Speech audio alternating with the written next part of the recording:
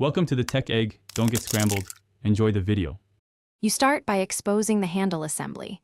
This is critical because you must work on the part, not the car.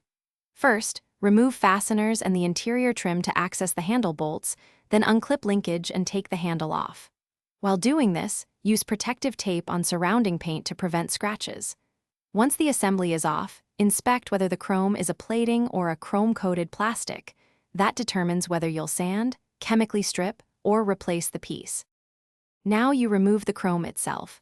Start with a test area to see how the coating reacts. Apply moderate heat or a plastic-compatible chemical stripper sparingly. This loosens chrome on metal parts, while plastic needs more gentle approaches. Once softened, sand with 400 grit to break the plating, then step up to 600 and 800 to smooth the surface and feather any edges. Make sure to wipe with solvent and isopropyl alcohol between grits, so you can see progress and avoid embedding grit. Once the chrome is off, prep the surface for its final treatment. If you plan to paint, apply an adhesion primer and light scuff between coats, and if you want a raw metal look, polish and seal with clear coat.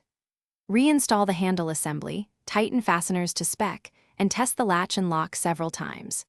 If something goes wrong, like warped plastic or persistent flaking, stop and either use a filler to rebuild the area or replace the handle to avoid recurrent failure.